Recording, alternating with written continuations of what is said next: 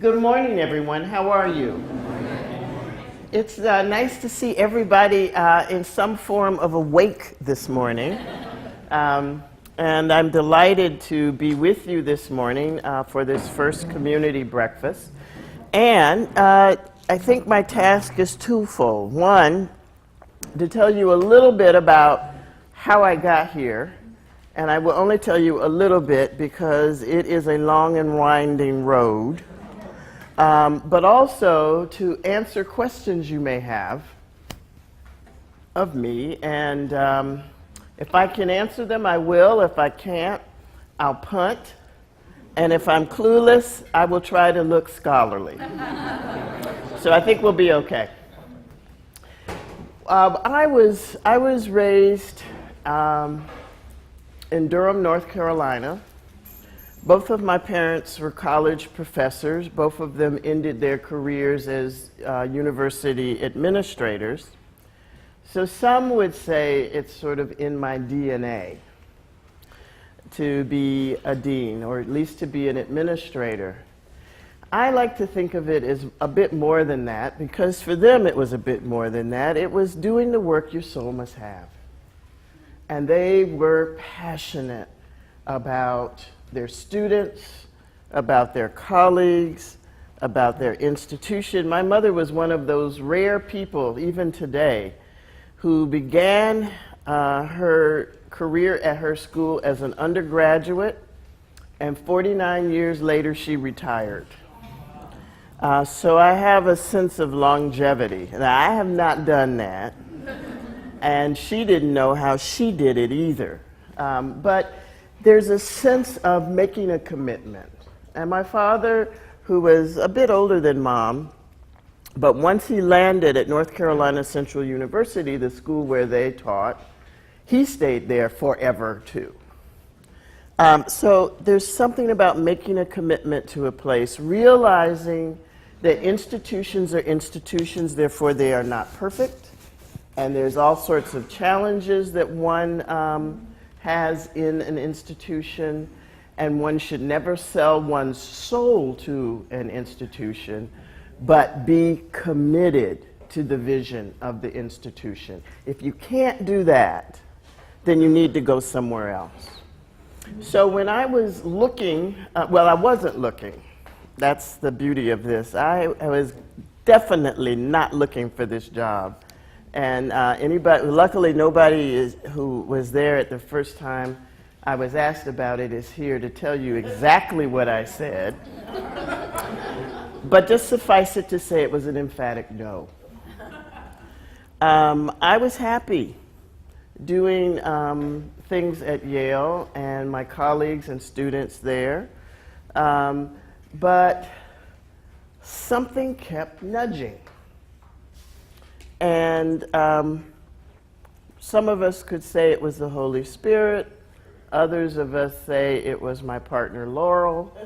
Others would say it was my Aunt Helen, who was also an administrator, and she's the surviving member of our family. She is the matriarch, although she doesn't like to think of herself that way, but at 80, she's the matriarch. But I think mostly what it was a call. One that I couldn't ignore, one in which I read the materials sent to us, and it was a long dean search packet. It was many, many, many pages long. But as I began to read the part that really caught my eye, the commitments of the school. And I'm going along and I'm seeing anti-racist, anti-sex, they're serious, anti-sexist. And you know, you can make a wonderful list like that. But at the bottom of it, it said, and we are committed to living these out.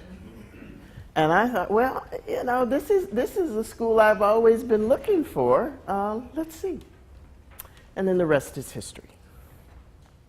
Part of what I hope to do here is to help the faculty and the staff and the student body get excited about being here. get excited about going out into churches and community agencies and throughout Nashville, and to link theological education not just in these walls, but in the broader world around us, so that we have very smart people, as opposed to folks who think they kind of know, maybe, kind of maybe, but folks that really are thoughtful about their faith and have the tools to be thoughtful with. Now, many of you are already there, so we want to join and partner with you in helping expand that. The other thing I want to help us do is to not get complacent about our diversity. This is one of the more diverse theological schools in the country, and any of the students here can tell you it can get better. We cannot be complacent about diversity, because that's not the norm. And the norm comes back very quickly if you're not paying attention to it. And being aware of the importance of what it means when you're looking for faculty members that don't look just like you, students that don't just think like you, and it becomes something of a churning of faith to be in that kind of rich stew of a building renovation.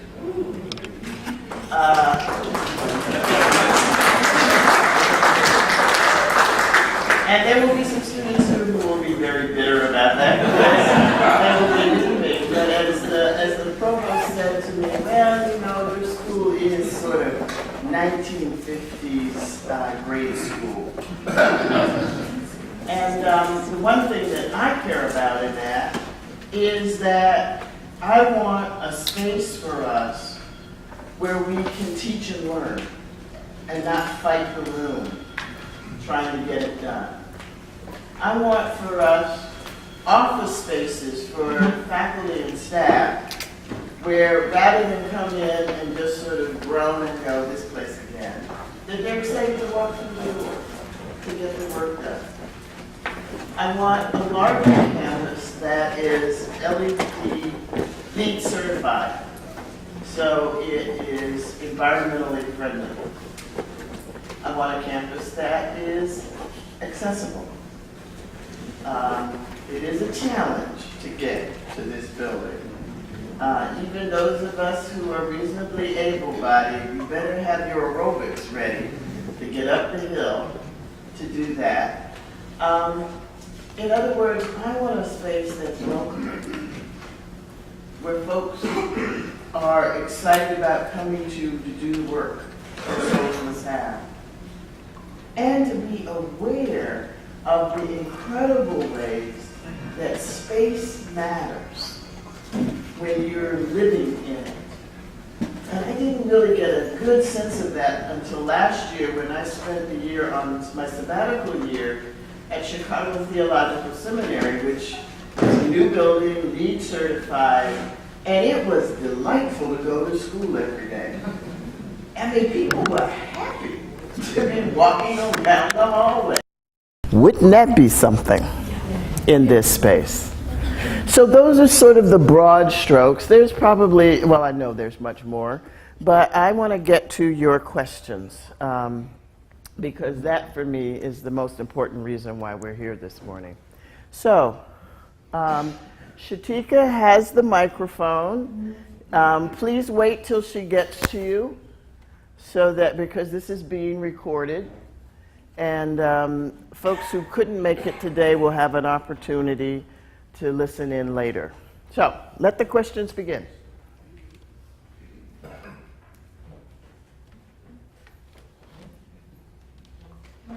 Details. Tell me more about your particular field of specialty expertise. Okay, my field of specialty expertise is not mischief making, as some people think. Well, yeah, it is. But I am a Christian social ethicist. And that means that I look at big problems, little things like evil, suffering, racism, sexism, classism, militarism, like the big stuff, in order to understand how we as individuals participate and also dissent from those things, and to then try and chart a course for what we ought to do. I do that through what's called a womanist methodology. And that is a way of saying that what I do is I begin with my grandmother, my aunts, my mother, the black women who formed me and shaped me in the life of the church, and start with the kind of moral wisdom they gave, because they were smart women. And they also taught us how to spot a not smart woman and not follow that. And what that means, practically speaking, is that when I'm looking at anything, I'm looking at it in several layers. I'm looking at it, for me, at its social history, that which brought it to its place, the time,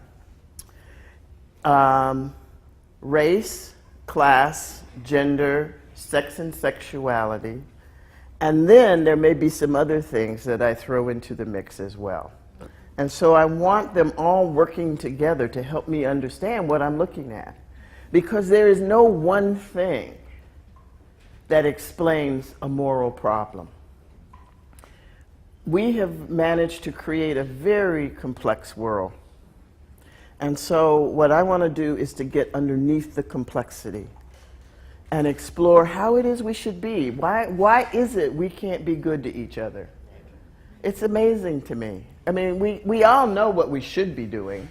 Why can't we do it? So those are the sorts of things that I do when I do what I do. And I bring that kind of work into my philosophy of being an administrator. I don't hang up my hat as a scholar when I accept being a dean.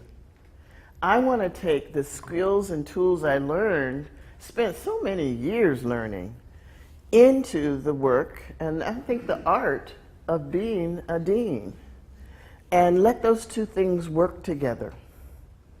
Which is why I actually like administration. I fought it for years, just like I didn't want to be a teacher because my parents were teachers. But sometimes God will knock you upside the head only so many times before God knocks you out. So I try to pay attention before the latter happens. And it is who I am. I've just become, I don't even say I'm resigned to it, I celebrate it.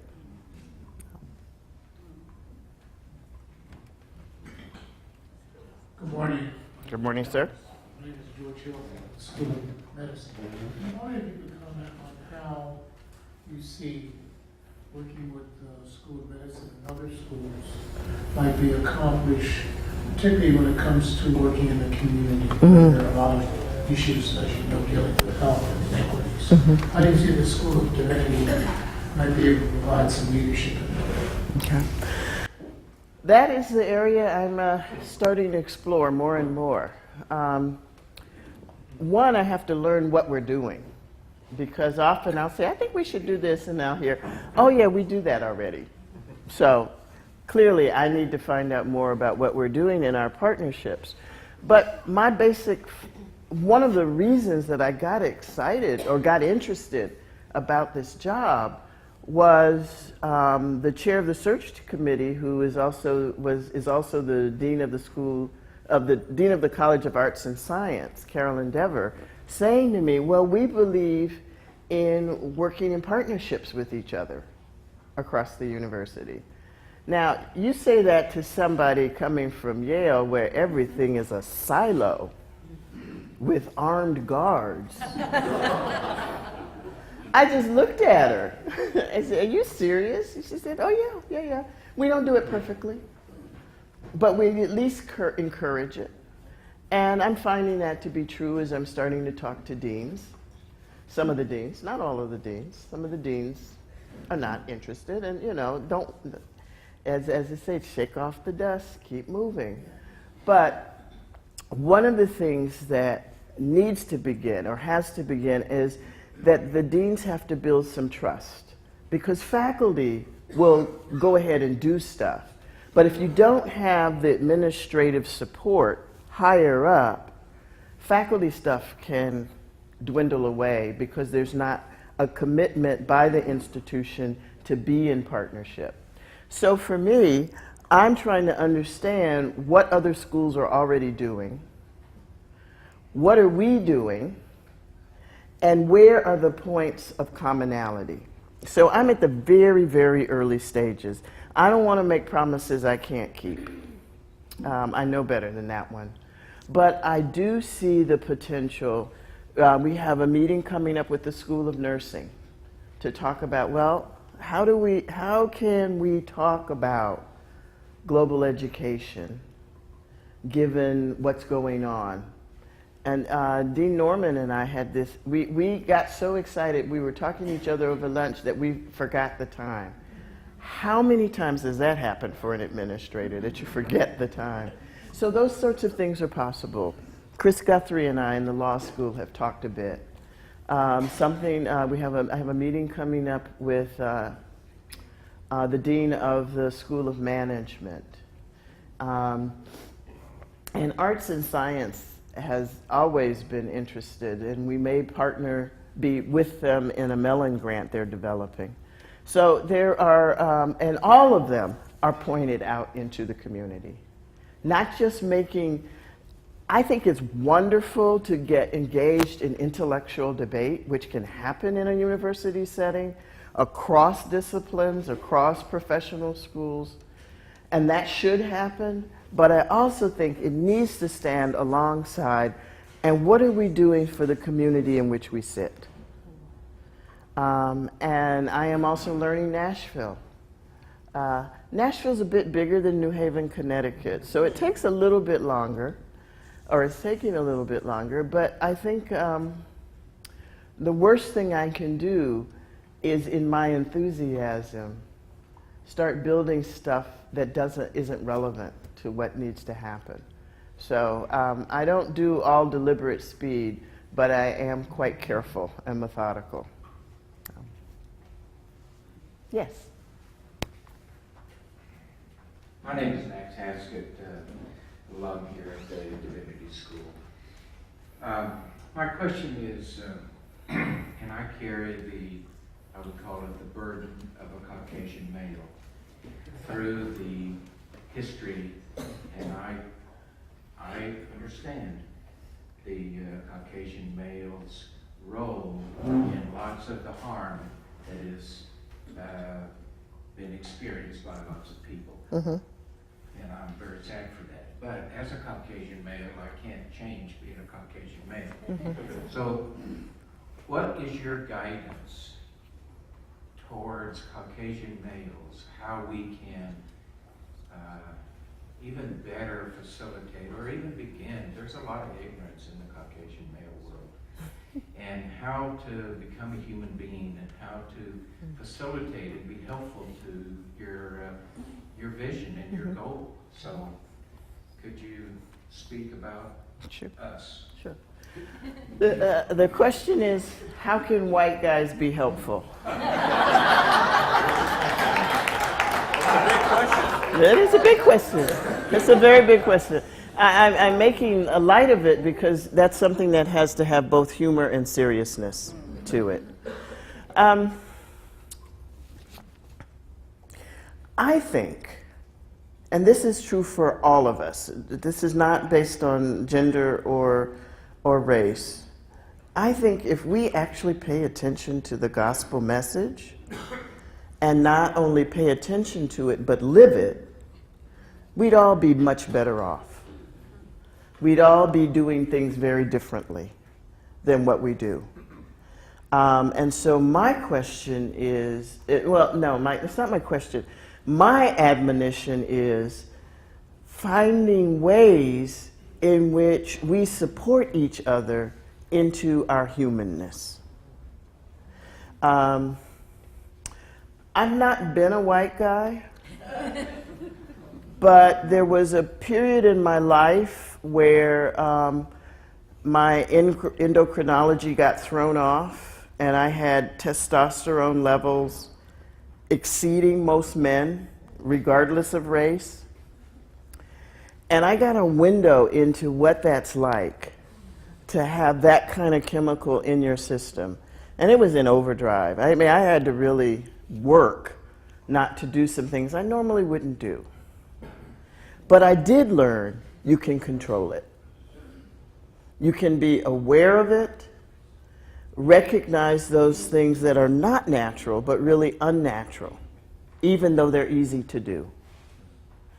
And for me, the question is, what brings us into community? What helps us be more loving?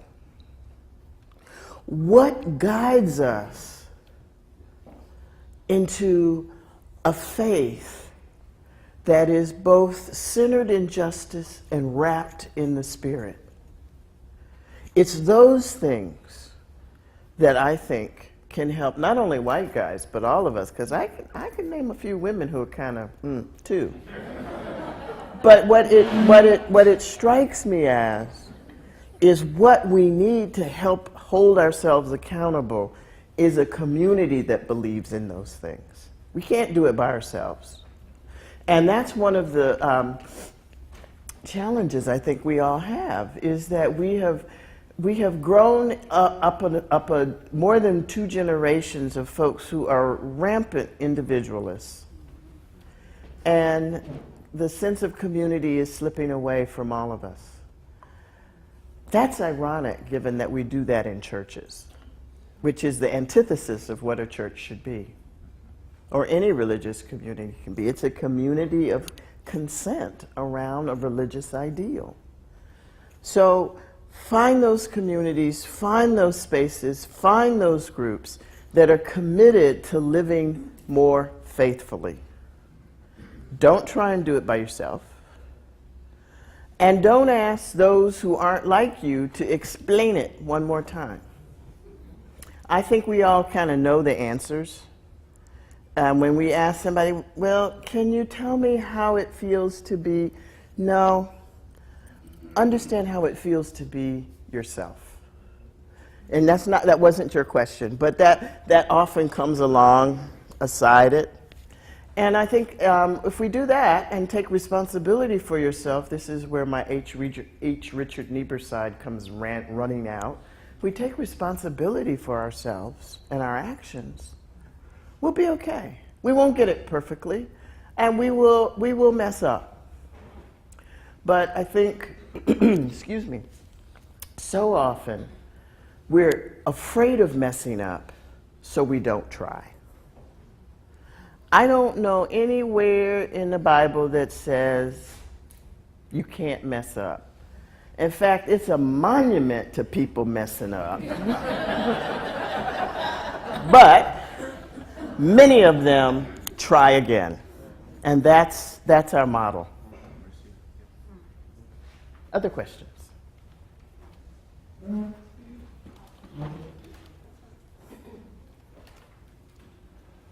sure many folks have said welcome to Vanderbilt, welcome to Nashville, welcome to Central Tennessee. So welcome. Thank you. I'm also a relative newcomer. I work at an institution that only graduates between 3 and 6 folks a year headed to seminary. Historically, many of them came to Vanderbilt. However, at the moment, we only have 1 student here, and many of the ones who are either looking for places that are doing more online education or have a better, quote, reputation, unquote, about preparing people for pastoral ministry as opposed to something else. So I was wondering, as you're coming in as the dean, what are your reflections on those 2 issues, online education and the commitment to the church as opposed to, and I know that's not always a great dichotomy to draw, the academy. Well, we have about two or three initiatives right now to begin educating the faculty about online learning. One of the things that I have as a question is, how do you do pastoral formation online? And that's the question we're going to be asking ourselves, one of many. How do you do that? Because there are some things that you can't do through a monitor when it comes to ministerial education. So how do we do a workaround with that?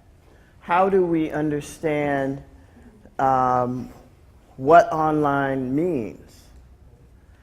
And can we come up with a different kind of model for online education? Those are all lively questions right now for us.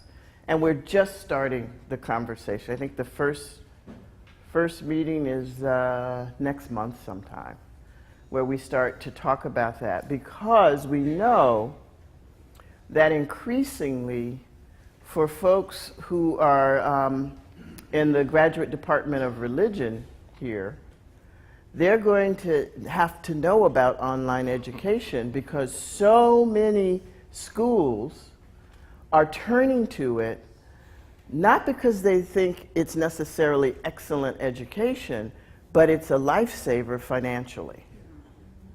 And so you have to play with the game that you're given.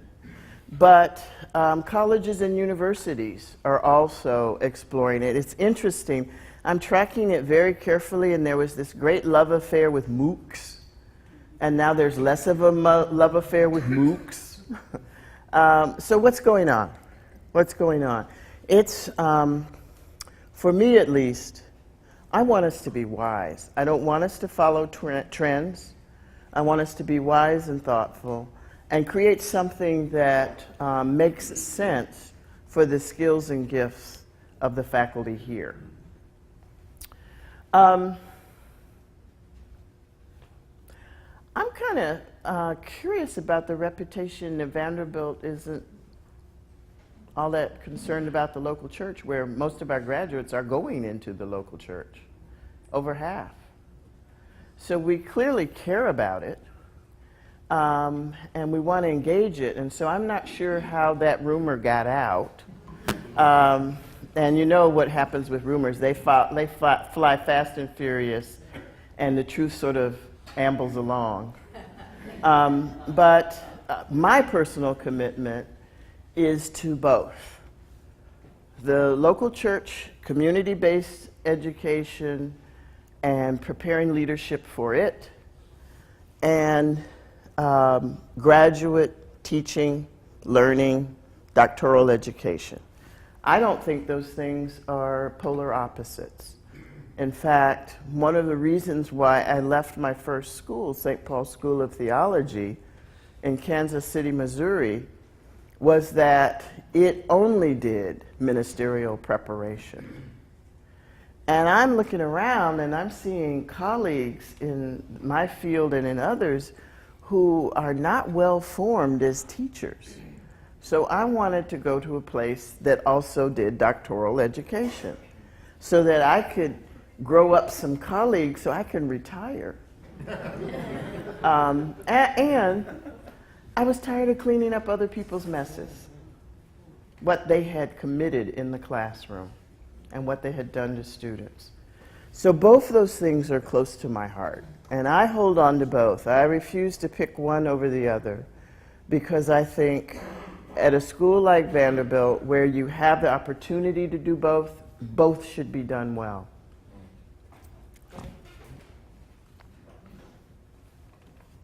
Good morning. Morning. My name is Sherry Brewer, and I'm a first year ETS student. Mm-hmm. And one of the classes that I have had the great privilege to take this semester is ecology and ethics. And it's been very interesting to me to read about sort of what to me is an emerging definition, maybe it's been for a while, of climate change as a fundamentally theological problem. Mm-hmm. And so I wondered if you could talk a little bit about how you see that maybe already fitting into the commitments, and how, I mean, to me, that seems like an issue for theological educators if we're trying to change a fundamental understanding of our place in the world. Yeah. The question was about climate change as a theological problem and how it fits into the arc of the Divinity School. I come from a school that had one dedicated spot in social ethics to social ethics and the School of Forestry. The School of Forestry at Yale at this point is doing all matter of climate change issues. And they've become scientists, so it's a little hard sometimes to work with them because if it's not a model, they don't know it.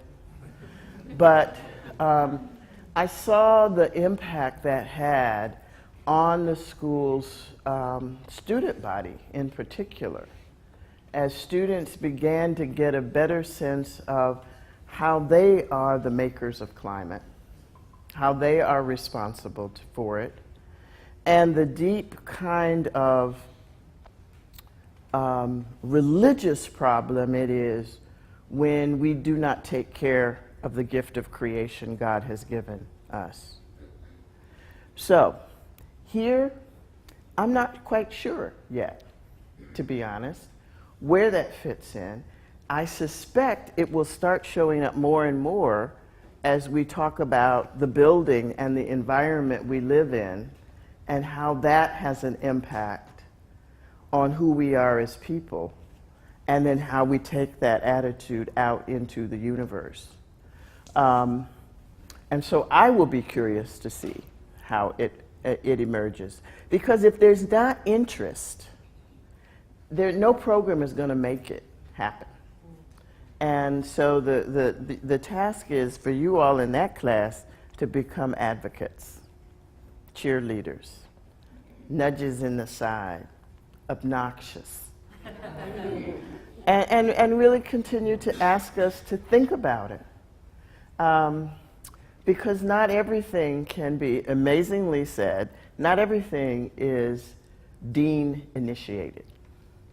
Sometimes the dean goes, oh yeah, okay, that makes sense. But I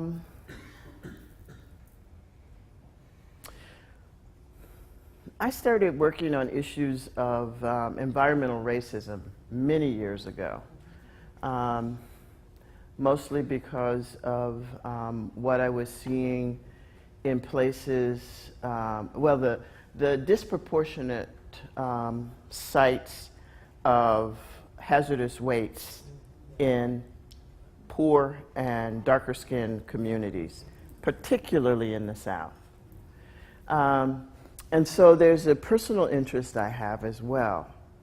But I have to, one of the things one balances as a dean is your personal interest with the greater good of the school.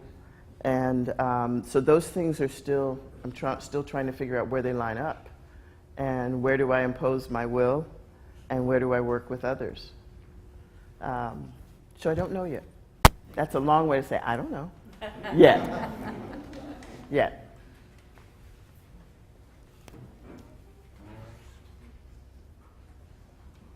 Hi.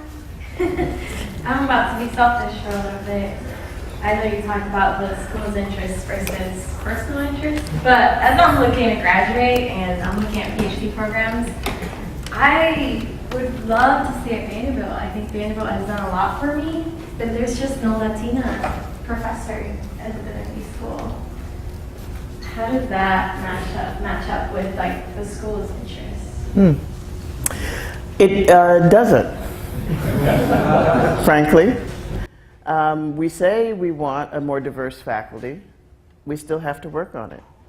What will happen in the search that's just been launched for religion, psychology, and culture? It's a senior level search. Who's out there? We have to be wise about it. The search committee has said it wants a racial ethnic candidate. I don't know what's going to happen. But it's on, I never heard that kind of discussion at Yale, frankly. We weren't supposed to talk about that. We were only supposed to find the best person, which is a way of saying we're going to stay very, very white. So there is that. We're hoping to get approval for 2 positions in Hebrew Bible. That's 2 places. But again, the job description is a deeply theological and political statement. And when you craft a job description that doesn't allow for diversity, that's what you're going to get, no diversity. So the faculty and the search committees are being very sensitive to that. So we're working on it, but I don't know. I don't know who's available. I don't know who would want to come. I had to be convinced. But I know if we don't ask and we don't prod and we don't dig and we don't look and we don't keep asking the questions and saying, is this a description that really allows others in, then we won't get. That's for sure. So that's my personal commitment as dean, is that we have to craft those things so that we at least allow for the possibility. And in some areas, unfortunately, there are no Latinas. They haven't gotten to that rank, particularly for senior positions yet, because Latinas are still relatively new to the academy. So you've got that kind of frustration as well. So do we rethink what we're looking at what level? And if we're going for a junior person, will we commit to mentor that person so that that person has a better than even chance of getting through tenure and promotion? So there's a lot of pieces to your question that begin with the question, and then the underneath gets it more and more complex, but it also begins to point in a direction that we could follow. So it won't happen before you graduate, probably, but it might. It might. Hi, my name is Matt Koch, and I'm I graduated a JD MTS student, and I'm at Vanderbilt getting a PhD in political science.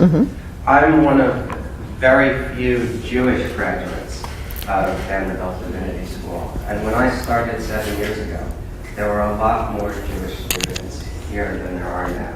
I'm wondering what the Divinity School plans to do, or does it plan to do anything to recruit Jewish students?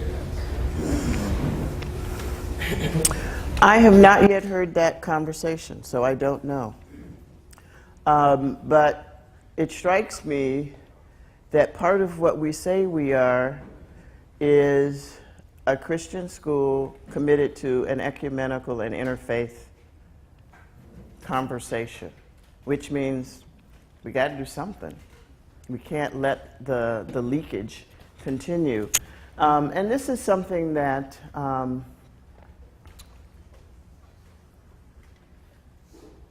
this is a big conversation about admissions and recruitment to begin with, and one that we will start when the director of admissions comes back from parental leave in a couple, 3 weeks.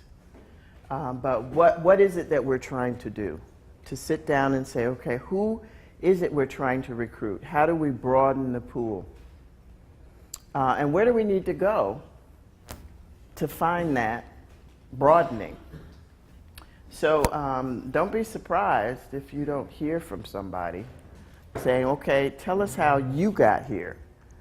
Who found you?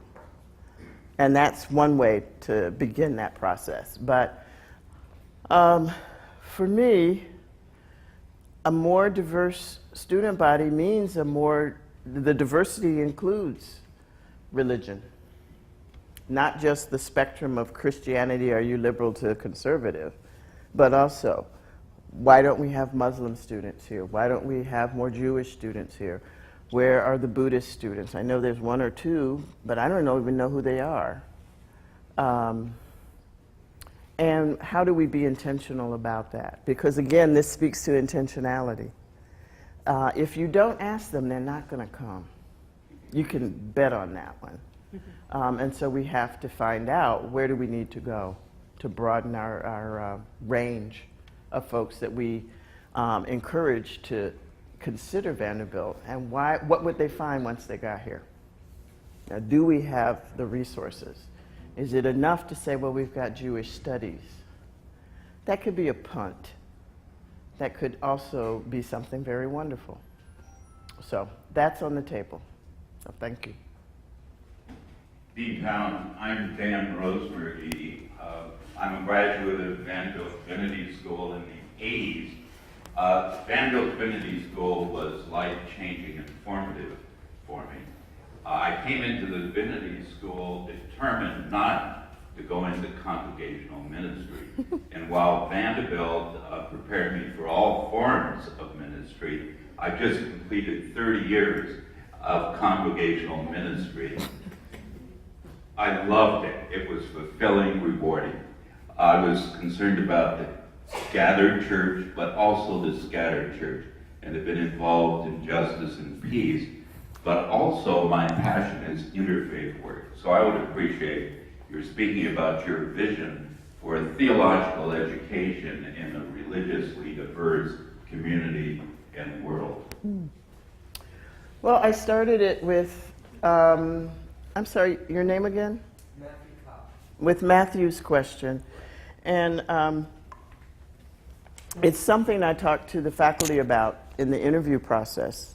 I don't know if they believed me, but I did say, and I do believe, and I will continue to agitate for the fact that we need to be active in interreligious conversations globally, not just within the US. We need to hold those two together.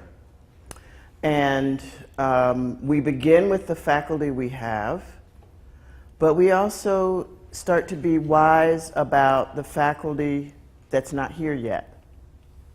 And what are the different ways that we can have faculty? Is it Maymester? Maybe. Is it sections in courses where there's a diversity of where there's religious pluralism in the sections? Maybe. I think there's all sorts of ways to think about it and not be as obvious as we need a professor of and then name the religious identity. That almost is too easy. And that almost is ghettoization. So I want something that's integrated into the very fabric of the school. And that's something that's going to take time to build, and I don't yet know how to do it. You're going to hear me say that a lot today. And this is what, week 6? There's a lot I still don't know. But I do have a strong hunch about the places where I think we need to go. And the question for me will be, how do we build the scaffolding to get there? And so those kinds of questions are helpful coming from folks who are alums, because it reminds the faculty of what we're supposed to be doing. And I'm not the only one saying it, or somebody on the faculty is not the only one saying it, but that we begin to hear, this is a need that's being perceived. Why are we or are we not meeting it? So I don't know yet, but it is a commitment. Thank you. I'm Pat Becker, and also a graduate of the Divinity School, and I would like you to comment on politics at large, the place of the minister. Well,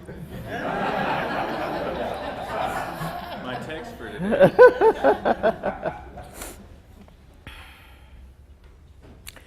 I grew up, actually I was born and raised United Methodist. A lot of people don't know that. Joe Pennell just looked at me when I told him that the first time, and he just like, really?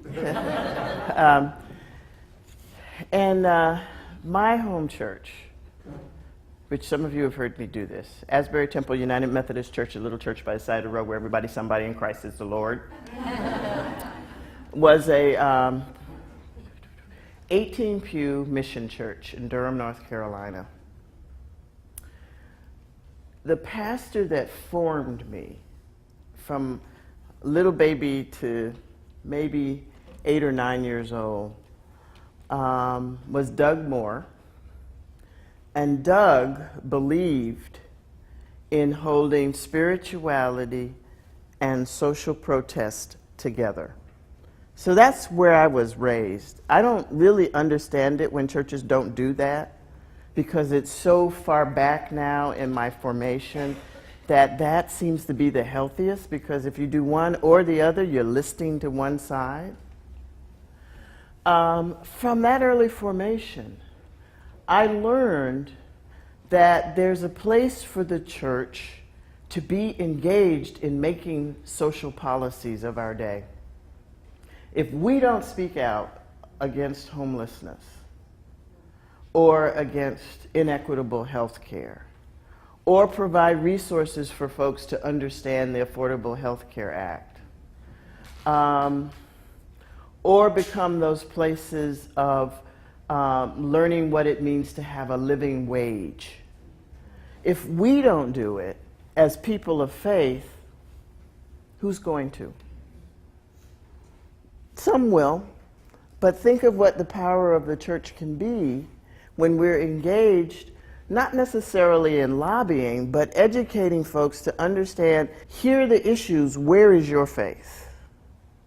Bring folks right up to that edge and ask the question, where's your faith? Now that you know, don't act like you don't know anymore. Now that you know, where is it that you stand as a person of faith in this issue? And then most importantly, how do you act? I think that's true for pastors as well. Do you use the pulpit and tell people who to vote for? No. That's an abuse of the pulpit, as far as I'm concerned. But what can happen is in all the other ways the church gathers, where you have a lot of influence to talk to people and be in, dare I say it, religious education classes, and to say, this is where I'm struggling, this is who I am, this is what I believe, this is what I stand for. I'm not going to drag you all into it, but you need to know where I am on this. And invite people to ask themselves the questions, where am I? What am I doing? Because the church is not supposed to be disinterested in the world around it. It's just not. We have to be very, very interested in the lives of people because they're part of God's good creation. We're part of God's good creation. How do you and I fit together in that plan? And are we being good participants or bad participants in that? So, politics, yeah, it's there. I don't know a more political entity than the church, frankly. I really don't. I've seen too many, well, all of us have seen a church fight. It's not pretty, and it's not godly, but it happens. So let's be wise about it. Let's profess our faith in ways that are more than just seeing people as mission projects, but as brothers and sisters. Then we might have something going. It might be a good thing. Shatika's going. There's one more question. I have a question up here first. We have enough time for about 2 more questions. And since the time has come and now is, and if you need to go, please don't feel like we're keeping you a captive audience. Good morning. I was wondering if you could speak to the changing nature of theological education and how you see Vanderbilt's faculty specifically preparing graduate students to go out in the world to be theological educators where, tenure track positions are on the decline, online education is so big, and how we're actually preparing the students who are currently here to be marketable and actually get jobs after we leave. Yeah. The question is, how relevant are we being to help people get jobs once they graduate with their PhDs here? Yeah, that's it. Yeah. There is, I think it's a much more complex world than the one you just painted. Online education is growing for some, not for all. Tenure track positions are sort of in a holding pattern, but they're not going to come back to the level of when I was in school in the mid-'70s. That's clear already. Seminaries, schools of divinity, colleges and universities, unless you are the Queen Marys of the educational universe like Harvard, Yale, Princeton, and a few others, they're going to be in decline.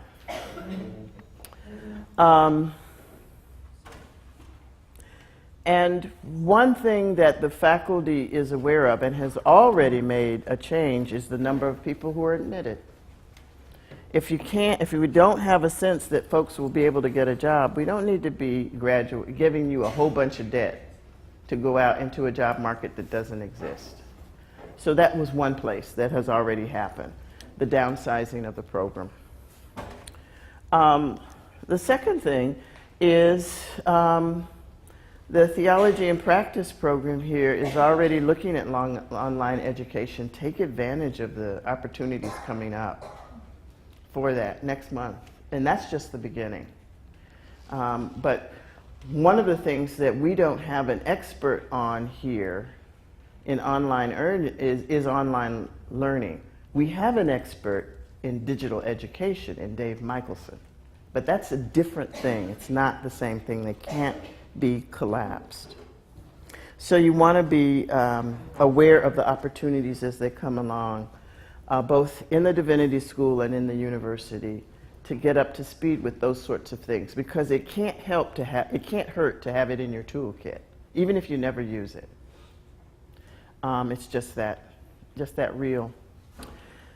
The other thing is the faculty has to think through carefully, and this is something that I think will happen this year, is the whole structure of the Graduate Department of Religion. Does that now make sense for the 21st century? And it's just something that we have to ask ourselves. That structure is very old now. And the question that I hear around the table, just last week as we were starting that conversation, was how do we both do what makes sense in terms of education, but also leaves our students marketable? So that's a question that will continue to guide. Those two questions will continue to guide. And then there's the intrigue of each discipline's own quirks. What can I say? Some do it better than others. And we just have to be aware of that and try and figure out a way to hit a place where the disciplines move together as opposed to sometimes pulling in opposite directions on what it means to educate folk. So, in process. And this is the last question. There's...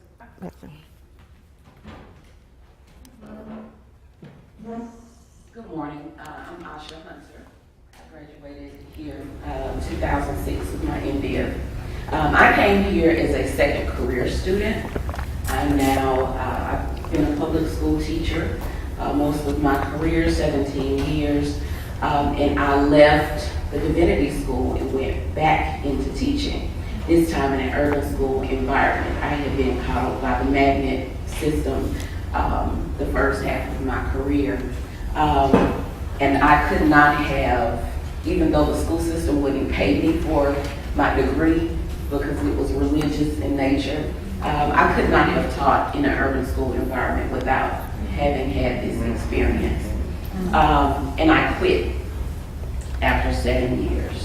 I am now unemployed or self-employed, whichever is applicable when reaching out for assistance. I'm a natural born teacher. I enjoy it. Yet I found myself thinking that I had just spent a lot of money to go back into doing what I was doing. What encouragement, guidance, suggestions do you have for someone who is 40 years old, in the middle of my career, and wanting to do something new and different with the background and the credentials that I have?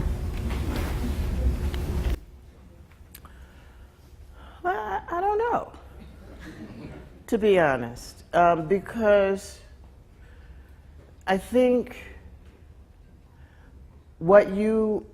I hope what you are doing and what you will do is that you will begin to map out what it is that you want to create, because you may need to create the job you want. And I don't know what that's going to be. But I do think you should take authority, given all of your knowledge and all of your skills, to believe in yourself enough to create that which you think needs to be created. And dream big. Don't do it like it's been done everywhere else, because nobody's going to fund that. That pipeline is exhausted. But one of the things that I think it's sometimes so hard for us to believe is to believe in ourselves. And I can see in your eyes that you have the ability to believe in yourself. So take a hold of that. Think through what you know, the gaps you see missing in education, and think through how can you fill those gaps. What could it be? What could it look like? Where could you go with it? And then go for it. Somebody else will believe in you too. I am sure of that. And don't give up. As Jim Valvala would say, don't give up, don't ever give up. But no, don't. Don't. Thank you this morning.